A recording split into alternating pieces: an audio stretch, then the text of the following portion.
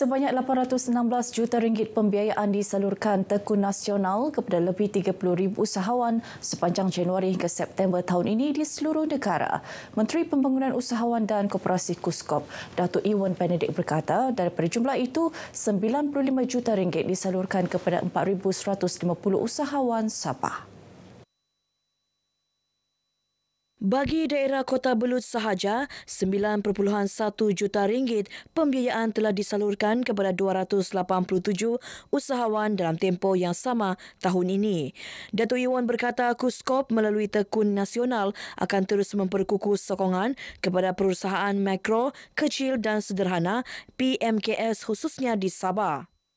Saya sangat berbangga apabila dimaklumkan bahawa antara skim terbaik oleh Tekun Nasional adalah skim pembiayaan usahawan tamuh yang telah mencatatkan prestasi pembayaran semula pinjaman dengan kadar NPL hanya 0.5%. Beliau ditemui pemberita selepas merasmikan majlis penutupan taklimat pembiayaan keusahawanan oleh Tekun Nasional dan agensi-agensi KUSKOP bagi kawasan Taginambur di Kota Belud. Sementara itu, usahawan ditemui menzahirkan rasa syukur atas usaha kerajaan bagi memudahkan mereka memperluaskan lagi perniagaan melalui pembiayaan tersebut. Perasaan dia kan happy dan dapat sumbangan sikit-sikit pun saya bersyukurlah. Harap-harap berterusanlah untuk membeli produk-produk bisnes. Saya meminjam Tekun ini sudah 2 kali. Perasaan saya sangat gembira dapat membantu memperbaiki kehidupan. Harapan saya supaya kerajaan dapat memperluaskan lagi lah pinjaman Tekun ini. Sejumlah RM152,100 sumbangan diagihkan kepada penduduk terjejas banjir di kawasan Kadamaian, Kota Belud dan Penampang. Sumbangan Suruhanjaya Koperasi Malaysia SKM dan 7 koperasi dari wilayah persekutuan itu sebagai program tanggungjawab sosial korporat CSR koperasi. Sumbangan disampaikan Menteri Pembangunan Usahawan dan Koperasi Datuk Ewan Benedict yang juga Ahli Parlimen Penampang. Bercakap kepada pemberita, Datuk Ewan berharap lebih banyak pihak termasuk koperasi dan syarikat korporat tampil menghulurkan bantuan. Saya berharap komitmen, dedikasi dan keprihatinan koperasi ini juga dapat dicontohi oleh banyak koperasi lain, dicontohi oleh syarikat-syarikat lain untuk turut sama memberikan ataupun melaksanakan kebaikan kepada rakyat Malaysia yang memerlukan.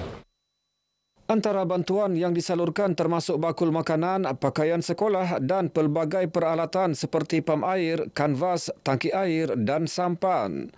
Program ini dilaksanakan sebagai inisiatif bersama SKM dan koperasi bagi meringankan beban penduduk terjejas serta membantu koperasi yang turut mengalami kerugian akibat kerosakan infrastruktur dan kehilangan aset penting akibat bencana banjir tahun ini.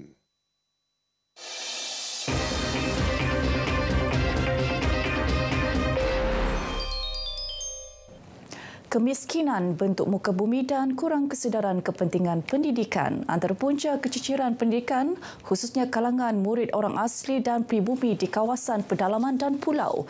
Menyedari hakikat itu, Kementerian Pendidikan perkenal inisiatif program murid orang asli dan pribumi atau PROKAS.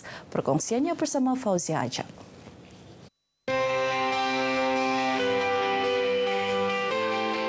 Inisiatif PROKAS membuktikan komitmen kerajaan memastikan tidak ada murid tercicir daripada pendidikan setara dengan arus perdana.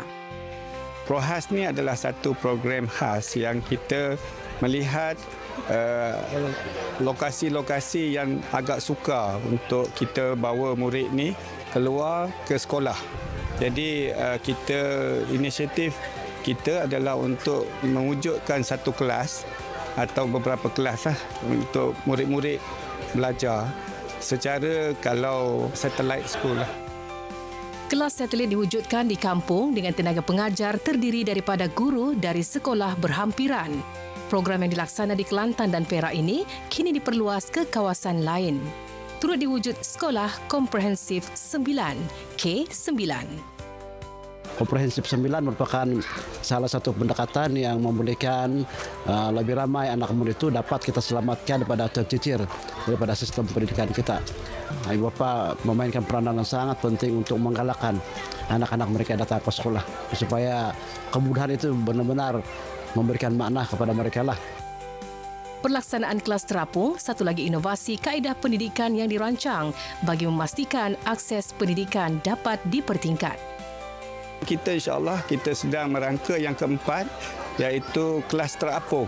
Jadi inilah usaha-usaha kita, komitmen ibu bapa, masyarakat untuk memastikan kita bekerja dalam satu pasukan yang besar untuk memastikan pendidikan anak-anak kita di Malaysia ini.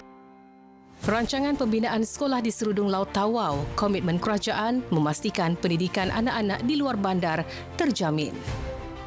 Untuk anak-anak yang berada di kampung Serudung Laut ini untuk belajar. Harapan saya agar sekolah ini dapat didirikan dengan secepat mungkin. Hantar anak dalam sekolah, budak ni berjaya, dia tak tahu apa-apa benda. Umur 6 tahun, 7 tahun, nombor 1, 2 pun boleh kira 1, 2 tapi kenal. Itu harapan saya supaya dia ialah belajar. Dia boleh berjaya walaupun pelusuk. Dengan adanya komitmen berterusan begini, maka tiadalah pelajar pedalaman yang akan tercicir dari arus pendidikan negara. Fauzia Ajak, RTM.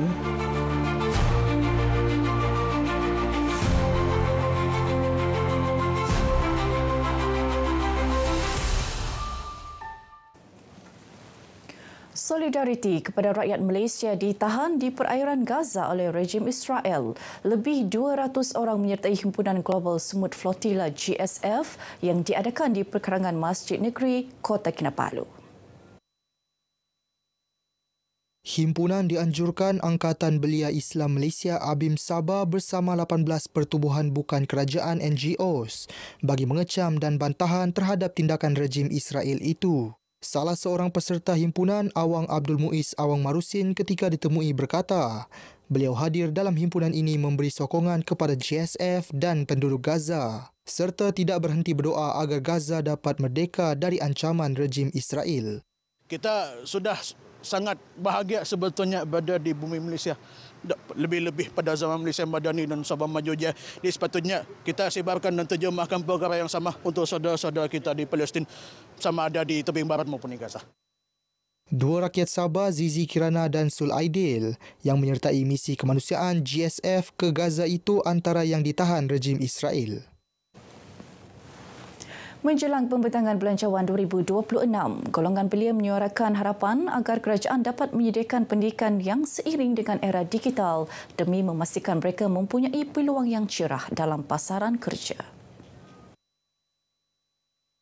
Ia secara tidak langsung membuka peluang kepada golongan belia meningkatkan kemahiran, mendapatkan latihan industri berkualiti dan mengakses peluang pekerjaan selepas tamat pengajian.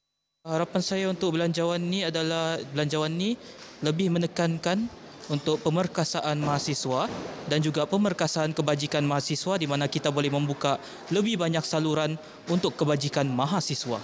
Saya berharap lebih banyak pendidikan, tawaran pendidikan yang disediakan oleh kerajaan untuk pelajar yang lebih relevan. Maksud saya, kos-kos yang disediakan dalam pendidikan kerajaan ni, kos dia lebih relevan dengan masa sekarang. Harapan saya terhadap belanjawan negara iaitu penyediaan peluang pekerjaan selepas tamat pengajian. Sebab ramai di antara kami yang bimbang dengan kadar pengangguran yang tinggi selepas tamat ijazah.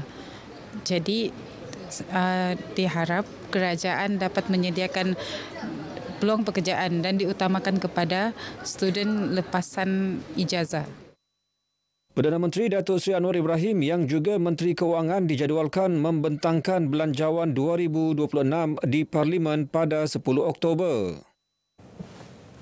Baik, sekian paparan berita pagi Sabah kali ini. Menyusul selepas ini berita pagi Sarawak bersama Debbie Amanda. Malaysia Madani, rakyat disantuni.